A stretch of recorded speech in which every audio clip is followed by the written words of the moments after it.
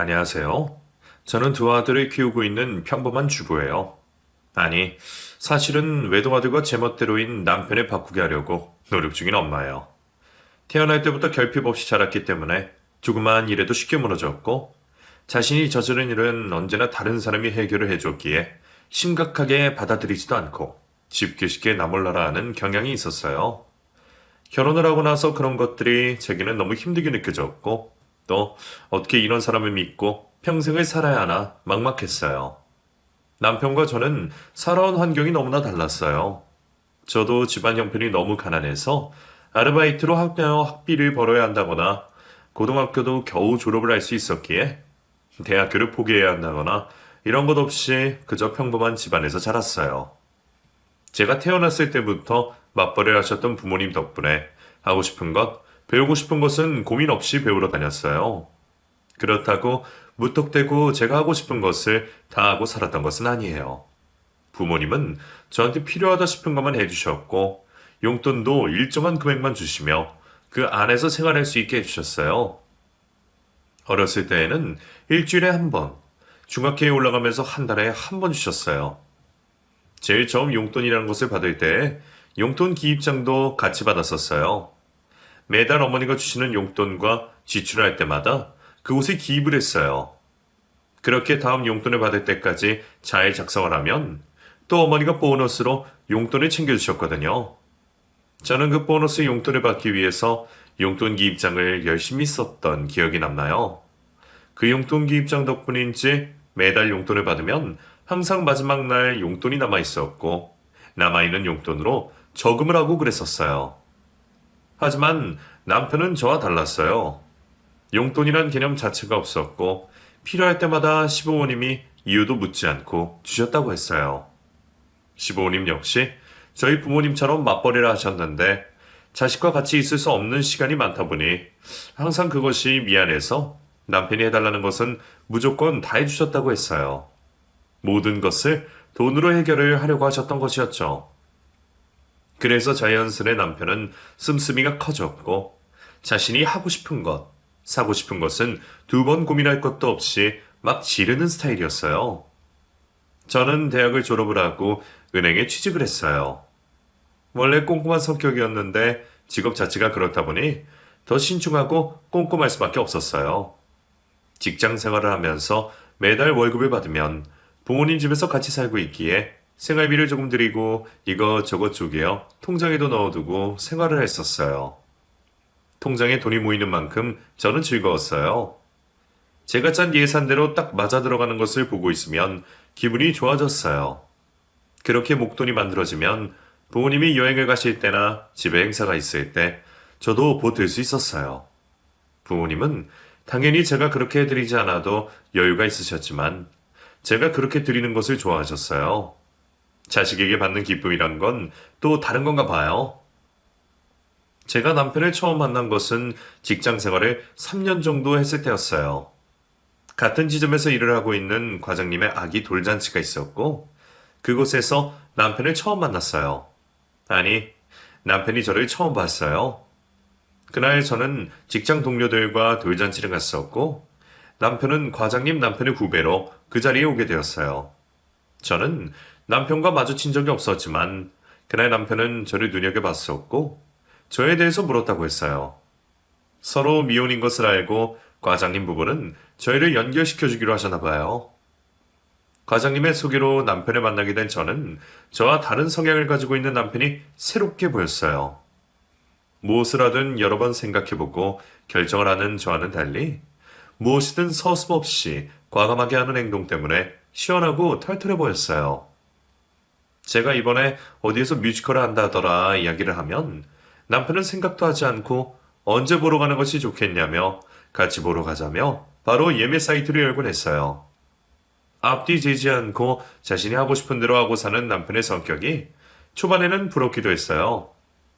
하지만 아주 작은 사소한 것부터 중요한 것까지 쉽게 생각하는 것 같아 버거울 때도 있었어요.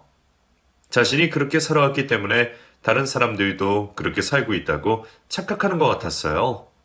저는 고민이라고 말하는 부분을 너무 아무렇지 않게 말을 해버리니 마음에 상처가 되는 일이 종종 생기게 되었어요. 직장인들은 1, 3, 5년 단위로 퇴사의 욕구가 생긴다고 하잖아요. 저 역시 5년 차가 되어가니 그런 생각이 꿈틀꿈틀 생겨나고 있었어요. 직장에서도 진급이 되고 어느 정도 일처리에 있어서 베테랑이 되었지만 그런 마음이 드는 건 어쩔 수가 없나 봐요.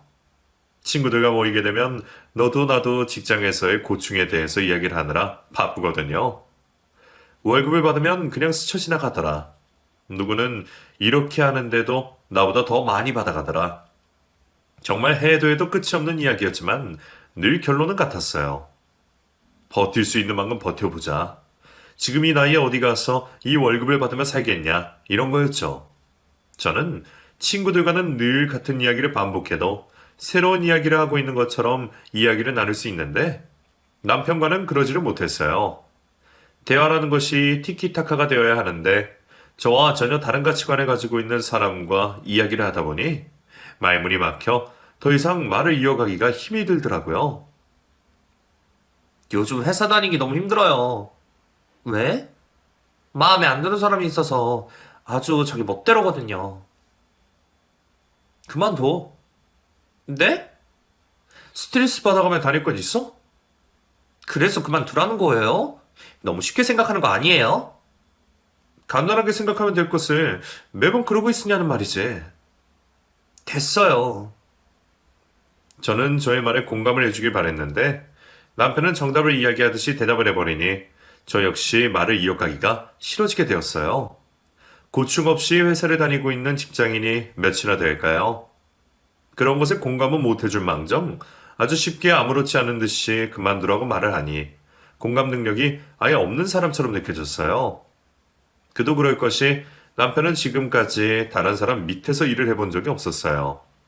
학창시절부터 공부머리가 없었던 남편은 공부를 해야 할 생각도 노력 자체도 하지 않았었고 시부모님 역시 공부로 안 될 머리라면 나중에 대학을 보내는 대신 가게나 하나 차려주면 된다고 생각했었대요. 그래서 지금까지도 직장 생활 같은 것을 해본 적이 없었어요. 돈만 주면 다 들어가는 그런 대학을 나온 남편은 군대를 다녀오고 졸업을 하고 빈둥빈둥 놀다가 최근에 친구와 사업을 하고 있어요. 그전에도 한번 사업을 한 적이 있었는데 얼마 못 가서 빚만 남게 되었다고 그랬어요. 그 빚은 시어머니가 해결을 해주셨고요. 한번 사업에 실패를 했으면 겁이 날 만도 한데 남편은 또다시 친구와 사업을 한다고 그랬고 시어머니가 자금을 대주셨어요. 사업 자금을 대주고 망하면 그 빚까지 갚아주고도 시어머니가 여유로우신 건 대대로 그 집안 어른들이 엄청 잘 사셨대요. 대대손손 물려받은 땅들의 값어치가 확 솟는 바람에 지금처럼 큰 부를 이루었고 부동산을 하면서 또 많이 일궈내셨어요. 최근에는 시아버지께서 돌아가시며 그 유산들이 시어머니에게 넘어온 거죠. 시어머니 친정 역시 잘 사는 집안이었기에 돈이 돈을 버는 그런 집안이었어요. 여튼 그런 집안의 외동아들이었던 남편은 돈 걱정 없이 자기 멋대로 살 수 있었던 거였어요.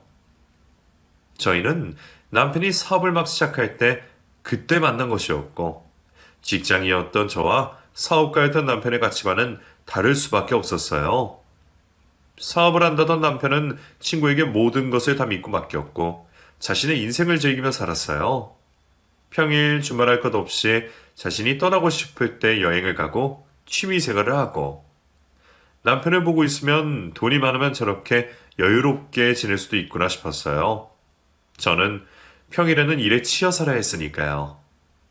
바쁜 평일을 보내고 주말이 되면 저는 남편과 데이트를 즐겼어요. 남편은 저를 데리고 여기저기 다니는 것을 좋아했어요. 평일에는 그럴 수가 없으니 주말만 되면 바빴어요. 그날도 남편은 바닷가 여행을 제안했고 저는 남편과 함께 바다로 떠났어요. 겨울바다라 그런지 사람들도 많지 않고 파도가 치는 것이 더 예뻐 보였어요. 남편과 바닷가를 걷다 보니 포장마차가 줄지어 있는 곳을 발견했고 저희는 조개구이를 먹으러 들어갔어요. 원래 바다향이 많이 느껴지는 음식들은 잘 못 먹었었는데 나이가 들면서 조금씩 입에 맞기 시작했어요. 사람들이 적은 구석 테이블로 자리를 잡은 저희는 조개구이와 라면 하나를 시켰어요. 찬 바닷바람을 쐬고 들어와서 먹어서인지 맛이 더 좋은 것 같았어요. 남편은 소주도 한 병 시켰고 밖에 넘실대는 파도를 보며 한 잔씩 마셨어요. 술이 엄청 달았어요. 어느 정도 술이 들어가고 알딸딸 서로 기분 좋은 상태가 되었어요. 포장마차에 나온 저희는 왔던 길을 되돌아가며 이야기를 나누었어요. 남편은 제가 추울까봐 저의 허리를 꼭 감싸 안았고 저도 남편을 양팔로 감싸 안았어요. 서로의 체온을 느끼니 따뜻해졌어요. 여행을 다녀오고 며칠 뒤 남편은 제가 일하는 곳으로 커다란 꽃다발과 반지를 들고 와 프로포즈를 했어요. 이렇게 갑작스럽게 고백을 받을 줄은 몰랐어요. 직원들은 과장님을 통해서 미리 다 알고 있었던 것 같았어요. 한마음 한뜻으로 한박 웃음을 하고 있는 저를 축하해 주었어요. 저는 부끄럽기도 하고 행복하기도 했어요. 남편에게 고백을 받은 후 저는 저희 부모님에게 남편을 소개시켜 주었고 부모님 역시 저처럼 시원시원한 성격의 남편을 좋아하셨어요. 그리고 저 역시 남편의 어머니에게 인사를 드리러 갔고 저희 됨됨이도 좋지만 무엇보다 직업이 너무 마음에 든다고 하셨어요. 자신의 아들 같은 성격에는 저의 성격이 잘 맞다고 말씀하셨어요. 시어머니는 말 나온 김에 빨리 결혼 날짜를 잡으라고 하셨고 저희는 번갯불에 콩 구워 먹듯 일사천리로 결혼을 준비하게 되었어요. 시어머니는 신혼집을 제가 다니고 있는 직장 근처로 구해주셨어요. 분양된 지 얼마 되지 않은 새 아파트였어요. 그 소식에 제 주변 지인들은 부럽다며 난리였어요. 자가냐 아니냐에 따라 출발선이 다르다라며 호들갑을 떨었어요. 시어머니는 결혼에 들어가는 비용은 걱정하지 말고 한 번뿐인 결혼식 예쁘게 하고 싶은 대로 하라고 하셨어요. 시어머니의 마음은 감사했지만 시댁에 맞춰서 이것저것 준비를 하다 보니 부담이 되긴 했어요. 신혼집에 들어갈 살림살이도 적당한 것을 고르면 되는데 뭐든지 좋은 것만 찾다 보니 제가 생각한 것보다도 금액이 많이 올라갔어요. 이게 뭐예요? 퇴근을 한 저를 부르신 부모님이 저에게 통장을 하나 주셨어요. 네 결혼에 보탰으렴. 괜찮아요. 제가 모아둔 돈이 있어서 그걸로 충분해요. 이것도 네 결혼할 때 쓰려고 따로 모아뒀던 거야. 나중에 뒀다가 필요할 때 쓰시지. 은퇴하시고 노후에 보태 쓰세요. 그런 건 또 따로 있지. 지금 필요 없더라도 가지고 있어. 어차피 너 결혼 때 쓰려고 했던 돈이니 결혼 준비하는데 보태든 아니면 네가 가지고 있다가 필요할 때 쓰든 하렴. 감사해요. 우리가 너한테 고맙지. 우리가 따로 신경을 쓰지 않아도 잘하잖니. 그건 그렇고 시댁에서 해주는 것만큼은 아니더라도 우리도 엇비슷하기는 해야 될 텐데 걱정이구나. 걱정 마세요. 그런 건 제가 알아서 다 할 거예요. 저는 저의 결혼 때문에 부모님이 걱정을 하고 계시는 것 같아 속상했어요. 저의 마음을 아는지 모르는지 남편은 그저 좋아서 싱글벙글이었어요. 우여곡절 끝에 저희는 화려한 결혼식을 올렸어요. 결혼을 하고 나서 남편은 제가 직장을 그만두기를 바랬어요. 자신이 버는 것으로도 충분한데 직장을 다닐 필요가 있냐며 그만두고 자신과 자유롭게 여행이나 다니자고 말했어요. 하지만 저는 제가 지금까지 해왔던 일을 포기하고 싶지 않았어요. 워낙 어렸을 때부터 맞벌이를 하셨던 부모님을 보고 자라서인지 결혼을 해도 당연히 내 직업은 가지고 있어야 된다고 생각했었거든요. 저는 퇴사할 상황이 되면 그때 그만두겠다고 말하며 지금은 아니라고 말했어요. 결혼을 하고 몇 달이 흐른 뒤 남편의 사업이 망하게 되었어요. 사업을 한다는 사람이 오로지 친구에게만 의지하고 나몰라라 지내더니 결국엔 친구에게 뒤통수를 당하게 되었어요. 벌써 잠적한 지 오래되었지만 남편은 전혀 눈치도 못 채고 있었어요. 직원들의 월급은 몇 달이 밀려 있었고 모든 것이 남편 명의로 되어 있어서 빚을 고스란히 남편이 다 떠안게 생겼어요. 남편은 끝까지 그런 친구가 아니라며 일이 잘못되었다고 믿지 않았어요. 하지만 그 친구는 처음부터 남편을 속였고 남편은 그걸 몰랐던 거였어요. 아무것도 알지도 알려고 하지 않았던 남편은 결국 빚더미에 안고 말았어요. 저는 이제 어떻게 하냐며 그 빚을 어떻게 다 할 거냐고 말했고 남편은 시어머니가 다 갚아주실 거라며 속 편한 소리를 했어요. 저는 지금 살고 있는 이 집을 팔아서라도 빚을 갚는데 보태자고 말을 했지만 남편은 시어머니가 다 알아서 해결해 주실 텐데 왜 이 집을 파냐며 저를 이상하다는 듯이 쳐다봤어요. 결혼 전에는 너무 철이 없어서 그렇다지만 이제 결혼을 하고 어엿한 한 가정의 가장이 된 남편이 저런 말을 하니 어이가 없었어요. 남편의 소식을 들은 시어머니가 집으로 찾아오셨고 남편은 시어머니를 보자마자 사정 이야기를 하며 도와달라고 말했어요. 시어머니는 저번에도 이런 일이 있었으면 더 잘해야지. 또 이렇게 만들어 놓으면 어떻게 하냐고 한숨을 지었어요. 그러면서 비싼 인생 경험을 했다고 생각하라며 의기소침해 있을 필요가 없다고 말씀하시며 이번에도 역시 남편의 빚을 다 갚아주셨어요. 저는 너무 죄송스러운 마음에 시어머니의 눈치가 보였지만 남편은 전혀 개의치 않았어요. 부모가 해주는 것을 당연시 받아들이고 있는 듯 했어요. 나이만 먹었지 철부지 어린애와 다름이 없는 남편이 너무 답답했어요. 하던 사업이 망하자 남편은 집에서 뒹굴뒹굴 거렸고 저는 아침에 출근을 했다가 퇴근을 하고 집에 들어가면 밀린 집안일을 하느라 정신이 없었어요. 자신이 먹은 것은 정리라도 해놓으면 좋을 텐데 그대로 펼쳐놔 온 집안의 음식물 냄새가 난 적도 여러 번 있었고 먹던 그릇을 물에 담아놓지 않아 음식물이 덕지덕지 붙어 설거지를 하는데 애를 먹은 적도 있었어요. 저는 남편에게 제발 간단한 것만이라도 해놓으라고 신신당부를 했지만 남편은 제 말은 듣지도 않았어요. 자꾸 저희더러 잔소리를 한다며 투덜거렸어요. 평일에는 그나마 제가 직장에 있는 시간이 많다 보니 덜했지만 주말에는 하루 종일 같이 있는 것이 아주 갑갑해 죽을 것 같았어요. 사업을 할 때에는 그렇게 밖으로 돌아다니더니 지금은 아무것도 안 하고 집에서만 놀고 먹고 있으니 제 속이 많이 아니었어요. 저는 일자리라도 알아보라고 말을 했지만 남편은 지금은 아무것도 하기 싫다며 움직일 생각을 하지 않았어요. 남편의 백수 생활이 저에게는 너무 큰 고민인데 친구들은 대수롭지 않은 듯이 받아들였어요. 시댁이 그렇게 잘 사는데 무슨 걱정이냐며 시댁이 생활비를 달라고 말하면 끝나는 문제가 아니냐고 말했어요. 저는 결혼을 했으면 이제는 부모와는 별개라고 생각을 했는데 친구들은 아니라고 생각했어요. 자식이 저러고 있으면 부모라도 나서서 도와주는 게 맞다고 말을 했어요. 저는 돈이 문제가 아니라 저렇게 빈둥거리고 있는 것 자체가 싫은 것인데 친구들조차 제 마음에 공감을 못하는 것 같아 서운했어요. 그러던 중 친정어머니가 제가 회사에 가 있는 사이에 반찬을 했다며 집에 온 적이 있었어요. 저는 제가 있을 때 오시라며 말렸지만 벌써 저희 집 앞에 도착을 하셨다는 어머니의 말씀에 안절부절했어요. 아직 친정 부모님에게는 남편의 소식을 전하지 않았던 터라 남편을 보면 걱정하실 것이 뻔했거든요.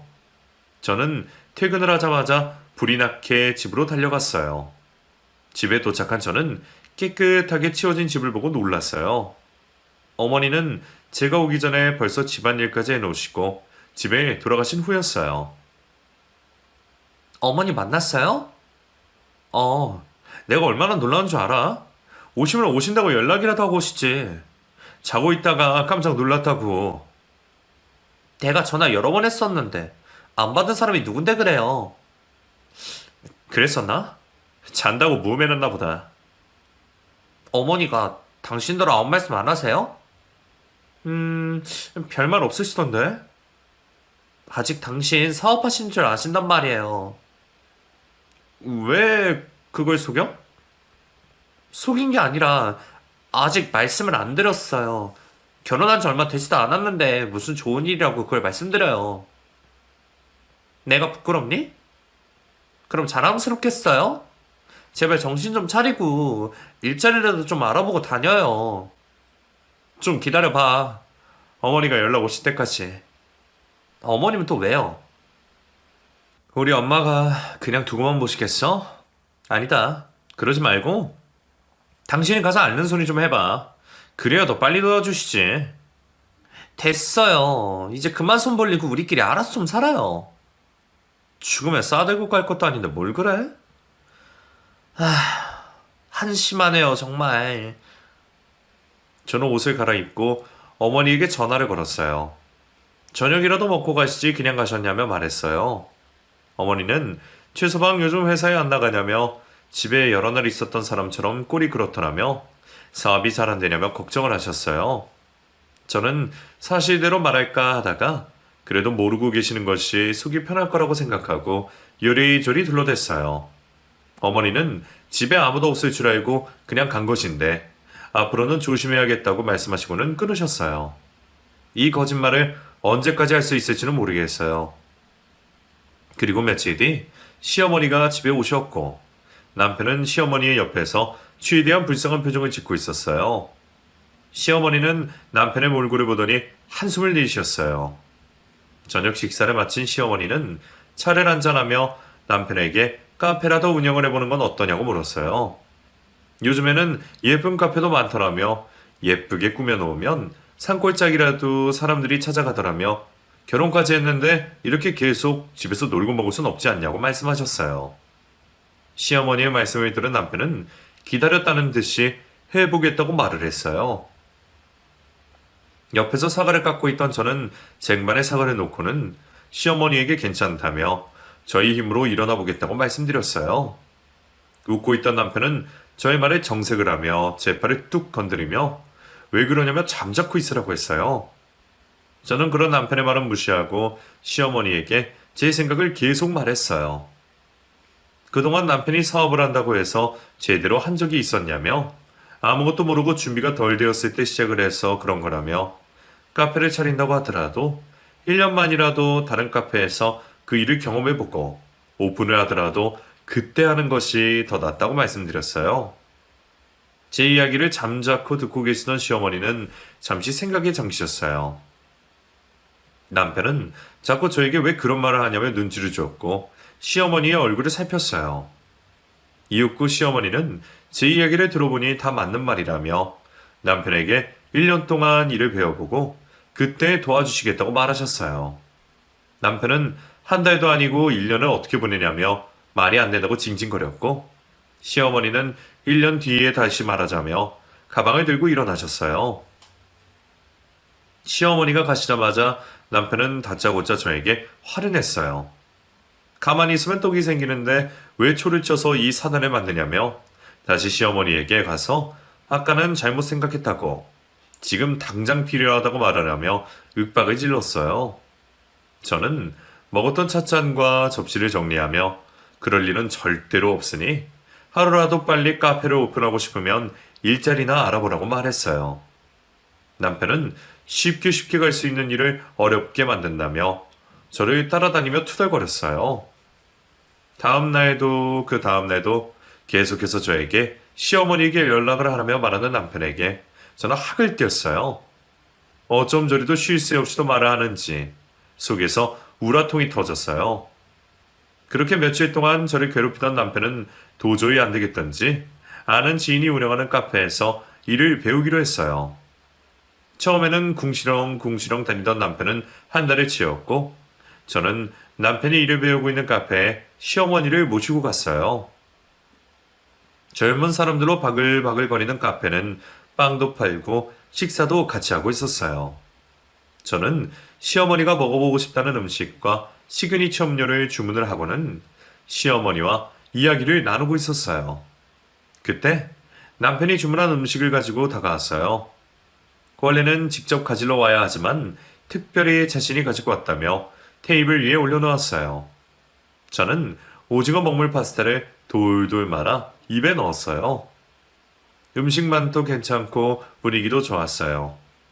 남편이 일하는 모습을 보고 있으니 기분이 좋았어요. 제가 바라던 모습은 이런 모습이었어요. 하지만 잘하고 있을 줄 알았던 남편은 역시나 몇 달을 채우지 못하고 그만두었어요. 일이 너무 힘들다는 것이었어요.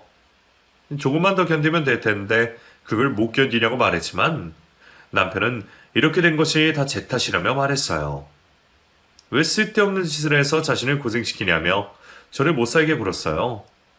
매일 늦은 밤 술을 마시고 들어와서는 저에게 행패를 부렸고 외박도 밥 먹듯이 했어요. 그런 것들을 모두 다 혼자만 알고 홀로 견뎌내며 지냈어요. 어느 누구 하나 속 시원하게 말할 상대가 없었어요. 아무것도 모르는 친정에도 시댁에도 제 결혼을 시기 질투하던 친구들에게도 어느 누구에게도 털어놓을 수가 없었어요. 저는 점점 웃음이 사라졌고 말수도 줄어들었어요. 직장에 가면 일만 할 뿐이지 다른 말은 하고 싶지도 않았어요. 저의 달라진 모습에 과장님이 퇴근을 하고 차를 한잔 하자고 말했어요. 저는 피곤해서 일찍 집에 가고 싶었지만 오랜만에 말씀하시는 거라 거절을 할 수가 없었어요. 저희는 퇴근을 하고 직장 근처에 있는 카페에 갔었어요. 거기에서 시원한 음료를 2잔 시켰어요.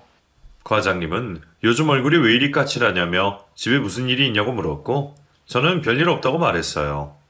잠시 머뭇거리던 과장님은 제게 소식을 들었다고 말을 하며 얼마나 속상하냐고 말했어요. 저는 과장님이 어떤 소식을 들었는지 알 수가 없었어요.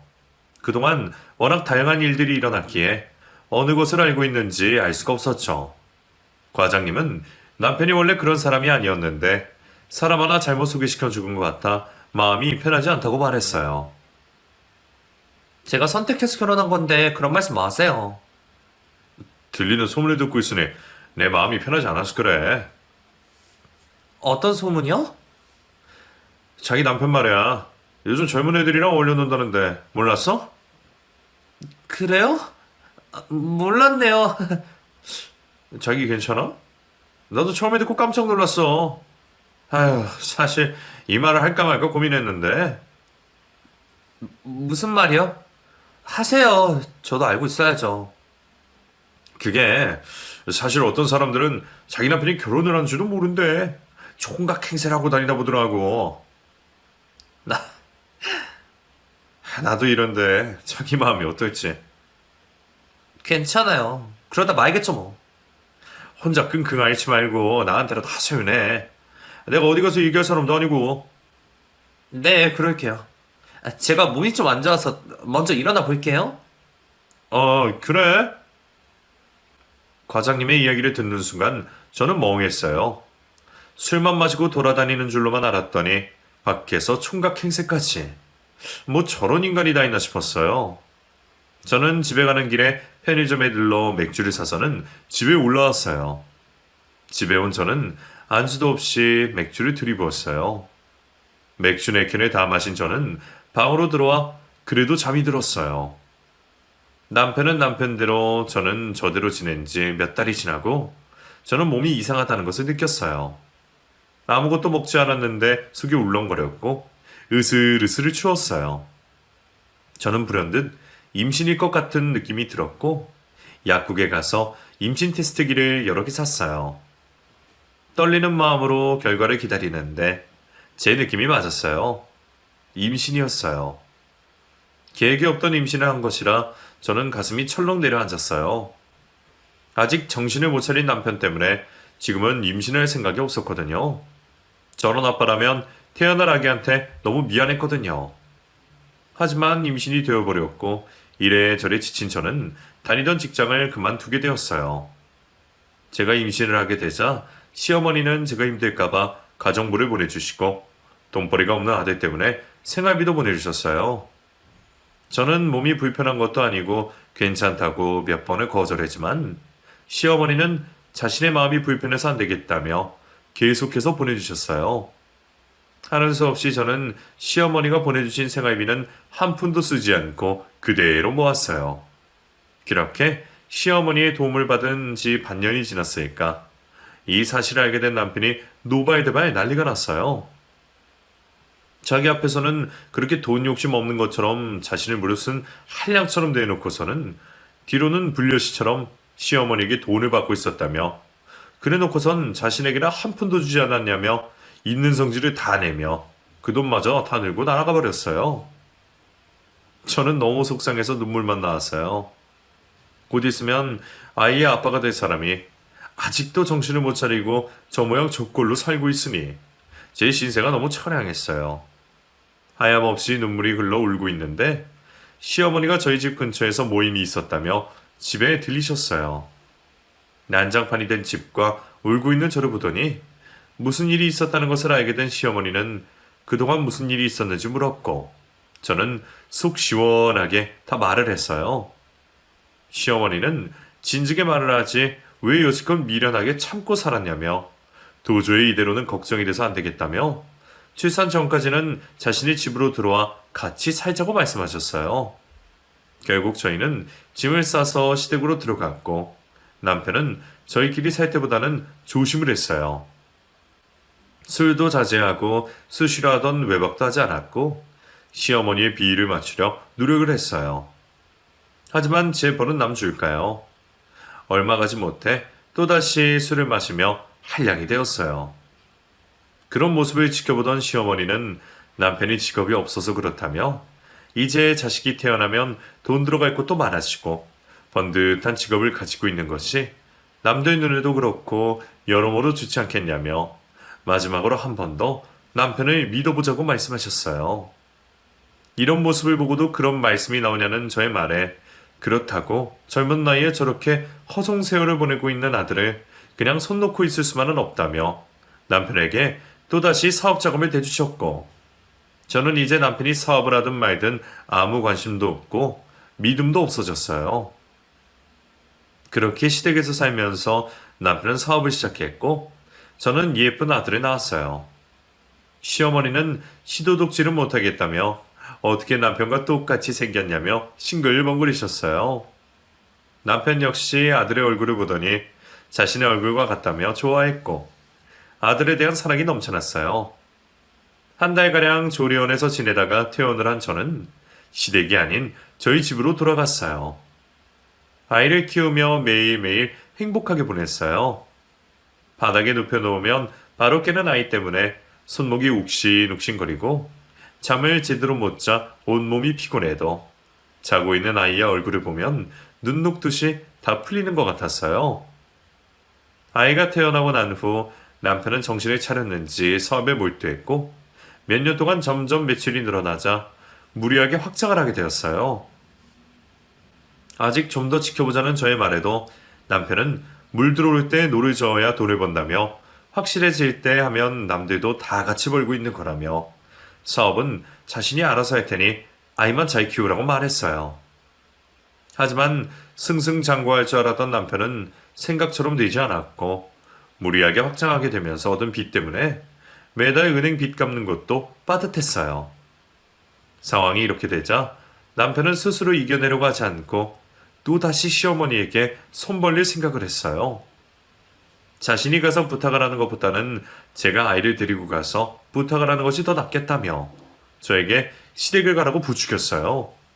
저는 그렇게 할 수 없다고 말을 했고 남편은 언제쯤이면 자신이 하자는 대로 고분고분하게 할 거냐며 화를 냈어요.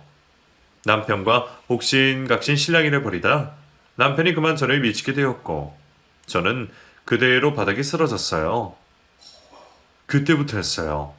남편이 폭력적으로 변하게 된 것이. 그 이후로도 남편은 술만 마시고 들어오면 자기 인생에 하나도 도움이 안 된다며 저를 미치고 화를 냈어요. 언제까지 이 상황이 되풀이될지 도무지 희망이 보이지 않았어요. 그러던 어느 날 저는 시어머니의 건강검진 결과를 들으러 병원에 같이 가게 되었어요. 며칠 전 건강검진을 받으신 시어머니는 대장에서 여러 개의 용종이 있다는 것을 확인하고 조직검사를 해놓은 상태였어요. 오늘은 그 결과를 들으러 가는 날이었고요. 시어머니는 암인 건 아닌지 걱정이 된다고 말씀하셨어요. 저는 별일 없을 거라며 두 손을 잡아주었어요. 다행히 시어머니는 초기에 발견을 하셔서 간단한 수술만 하면 되는 정도였어요. 시어머니는 가슴을 쓸어내리시며 간단하게 끝나는 수술인데 굳이 사업하느라 바쁜 남편까지 알 필요가 있겠냐며 남편에게는 말하지 말아달라고 부탁을 하셨어요. 저는 그렇게 하기로 하고 수술하기 전까지 저희 집에서 지내자며 시어머니를 모시고 저희 집으로 왔어요. 아들은 시어머니를 보자마자 좋다며 깡충깡충 뛰었고 시어머니는 아들의 재롱에 흠뻑 빠지셨어요. 저녁 식사를 하고 남편이 들어오는 것을 보고 주무시려던 시어머니는 아들과 함께 아들의 방에서 잠이 드셨어요. 저는 밀린 집안일을 하고 있었어요. 그때 술에 잔뜩 취한 남편이 고래고래 노래를 부르며 들어왔어요. 뭐 어머니는 만나고 왔어? 네. 도와주시겠다지? 아니요. 뭐? 아니라고? 당신 얘기는 하지도 않았어요. 뭐야? 우리 얘기하라고 만나라고 그랬더니. 우리가 알아서 하면 되잖아요. 이 집 팔고 내가 월세 받고 있는 집 팔아서 급한 불부터 먼저 끄고. 또 대도 안 되는 소리 하네? 한 번에 해결할 수 있는 곳이 있는데 왜 자꾸 같은 말을 되풀이하게 해? 너 그것도 병이야 병. 사람 화 돋구게 하는 병. 조용히 하고 들어가요. 지금 방에. 야, 너 우리 어머니가 살면 얼마나 살겠냐? 죽으면 그 돈 다 짊어지고 가실 것도 아니고 어머니 죽으면 그 재산 다 내 건데 내 거 내가 지금 힘들 때 좀 쓰겠다는데 뭔 말이 그렇게 많아? 당신 그만 좀 하라니까요. 아닌 말로 우리 어머니 곧 죽어도 아무렇지 않을 나이야. 그렇게 시어머니만 생각하지 말고 당신 남편이나 생각해. 너 그러다가 어머니 죽고 나면 어쩌려고 그래? 그 재산 다 나한테 올 텐데. 지금이라도 똑바로 쓰라고. 진짜. 저는 술에 취해 비틀비틀거리는 남편의 입을 손으로 막았어요. 남편은 이게 무슨 짓이냐며 저를 확 밀쳤어요. 그러고는 방으로 들어갔어요. 저는 행여나 시어머니가 들었을까봐 신경이 쓰였어요.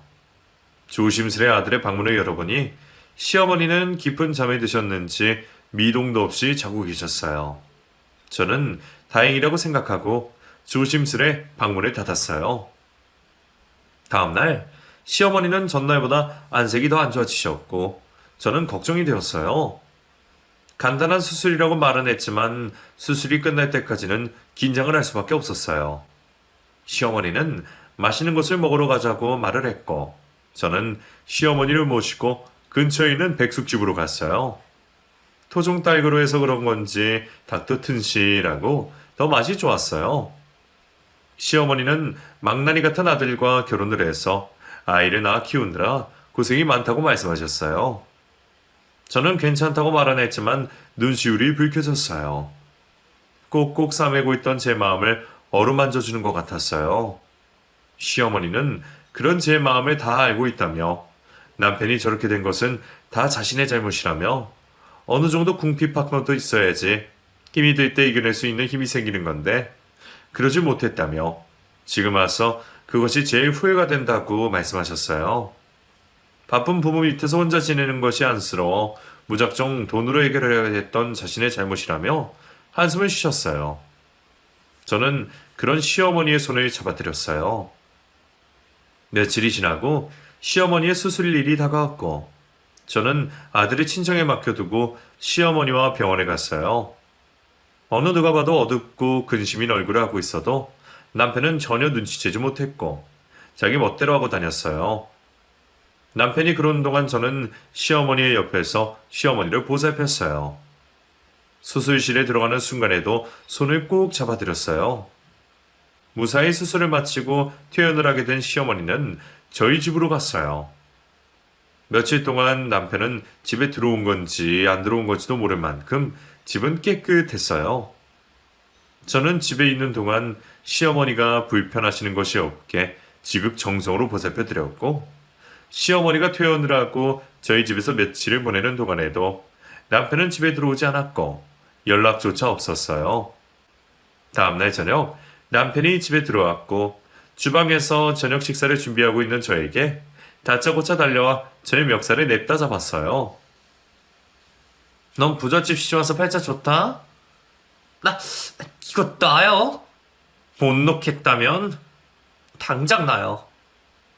남은 지금 돈 때문에 피가 말리는데 이게 다 뭐야? 남편은 한 손으로는 제 멱살을 잡고 다른 한 손으로는 식탁 위에 차려놓은 음식들을 바닥으로 밀쳐 떨어뜨렸어요. 그 순간 시모가 욕조에서 나와 제 멱살을 잡고 있던 남편의 손을 잡아 빼고는 제 손에 통장과 도장을 쥐어줬어요. 그 모습에 깜짝 놀란 남편은 뒷걸음질을 쳤고 저는 제 손에 있는 통장과 도장을 봤어요. 시모는 숨을 헐떡거리며 남편에게 앞으로는 절대로 저를 함부로 대하지 말라고 고함을 치셨어요.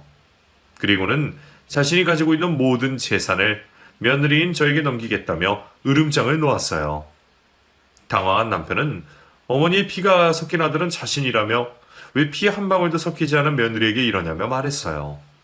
시어머니는 그동안은 자식이기에 어쩔 수 없이 다 해주었지만 내가 빨리 죽기를 바라는 자식이라면 말이 달라진다고 말씀하셨어요. 수술 전 남편이 술에 취해서 한 말을 시어머니가 다 들으신 모양이었어요. 시어머니는 능력 없고 불효자인 아들 대신 능력 있고 효부인 며느리를 더 믿는다고 말씀하셨어요. 그 말에 깜짝 놀란 저는 시어머니를 쳐다보았어요. 시어머니는 이제라도 네가 맡아달라며 내가 가지고 있으면 또 부모되는 입장에 마음이 약해진다며 손을 꼭 잡았어요. 남편은 그런 곳이 어디 있냐며 고래고래 소리를 질렀고 시어머니는 앞으로 네 인생은 제게 달렸다고 말씀하시며 방으로 들어가셨어요. 코너에 몰린 남편은 더 이상 저에게 막대하지 못했고 빚쟁이들에게 시달리는 고통을 당해야 했어요. 남편은 그제서야 저에게 그동안 자신이 했었던 행동들에 사과를 했어요. 그리고 제가 하자는 대로 집을 팔아서 급한 불을 먼저 끄고 저희는 시댁으로 들어갔고 저를 믿어준 시어머니를 더 깍듯하게 모시며 살고 있어요. 남편 역시 지금도 여전히 그 빚을 갚으며 열심히 살고 있어요. 앞으로도 시어머니가 주신 그 돈은 없는 돈이라고 생각하며 저희 힘으로 살아보려고 해요. 남편의 저런 모습이 언제까지 이어질지 또 예전 언제의 모습으로 돌아갈지 알 수는 없지만 지금 현재로선 남편을 믿어보려고요. 저에게 막강한 힘을 주신 시어머니에게 다시 한번 감사의 말씀을 드리고 싶어요. 어머님, 건강하게 오랫동안 행복하게 같이 살아요.